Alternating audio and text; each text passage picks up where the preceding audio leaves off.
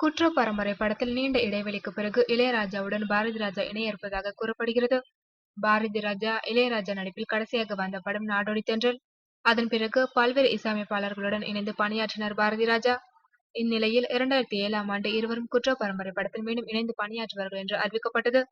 பாரதி ராஜாவே இதனை அறிவிக்கவும் செய்தார். பாரதி ராஜாவே இதனை அறிவிக்கவும் செய்தார். ஆனால் இருவருக்கும் இடையில் கருத்து வேறுபாடு அதிகரித்ததை தவிர குறையவில்லை.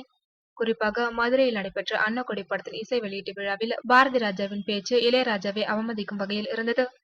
இந்நிலையில் 10 ஆண்டுகளுக்கு பிறகு மீண்டும் குற்ற பரம்பரை படத்தை தொடங்கியுள்ளார் பாரதி ராஜா. இந்த படத்திற்கு இசை யார் என்பதை பாரதி ராஜா வெளிப்படையாக அறிவிக்கவில்லை. இந்த படத்திற்கு இசையமைப்பது குறித்து இளையராஜாவுடன் பேச்சுவார்த்தை நடத்தப்படுவதாக தெரிய வந்துள்ளது. மேலும் பாலா எடுக்க உள்ள குற்ற பரம்பரை குறித்தோ, இந்த படம் தொடர்பான வேறு சர்ச்சைகள் குறித்தோ அவர் கருத்து எதுவும் தெரிவிக்கவில்லை. இசையமைப்பாளர் குறித்து கேட்டபோது, நானே விரைவில் அறிவிக்கிறேன் என்றார் பாரதி ராஜா.